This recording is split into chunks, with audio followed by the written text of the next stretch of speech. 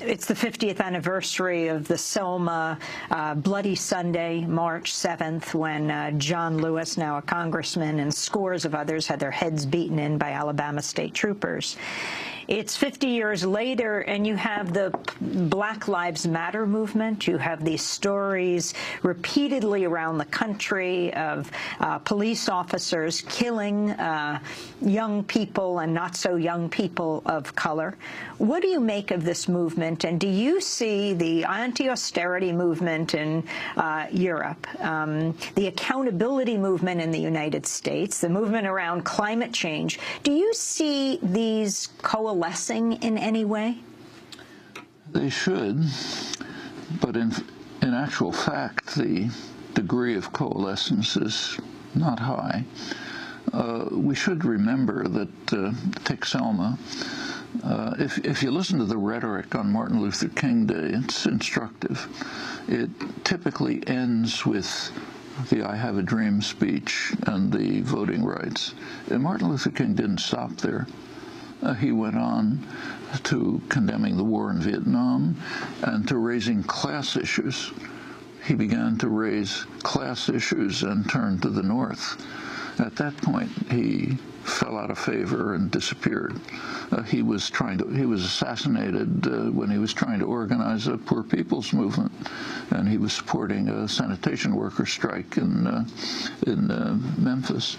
There was supposed to be a march to Washington to establish a poor people's movement, appeal to Congress to do something about class issues. Well, the march actually took place after his death, led by his widow, ended up in Washington. They set up a tent city, Resurrection City. This is the most liberal Congress in history, probably. Tolerated it briefly, then sent in the police in the middle of the night and drove him out of town. And that's disappeared from the rhetoric on Martin Luther King Day. So it's okay to condemn a racist sheriff in Alabama, but not us, please. Don't touch our privilege and power. And that's a large part of the background. These issues are very real. There's more issues here. Racism is a very serious problem in the United States. Take a look at the scholarly work on it, say George Fredrickson's study of white supremacy, comparative study. He concludes, I think, plausibly that the white supremacy in the United States was even more extreme and savage than in South Africa. Just think of our own history. You know, our economy, our wealth, our privilege relies very heavily on a century of horrifying slave labor camps. The cotton production was not just the fuel of the Industrial Revolution. It was the basis for the financial system, the merchant system, commerce, England as well.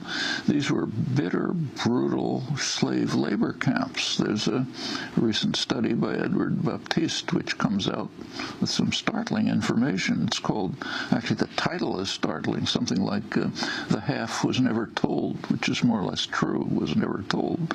But for example, he shows pretty convincingly that in the slave labor camps, the plantations, we call them politely, the productivity increased more rapidly than in industry with no technological advance, just the bullwhip. Just by driving people harder and harder to the point of survival, they were able to increase productivity and profit. And it's not just he also points out that the word torture is not used in discussion of this period. He introduces it should be used. I mean, these are camps that could have impressed the Nazis, and it is a large part of the basis for our wealth and privilege. Is there a slave museum in the United States? Actually, the first one is just being established now by some private donor. I mean, this is the core of our history, along with the extermination or expulsion of the native population. But it's not part of our consciousness.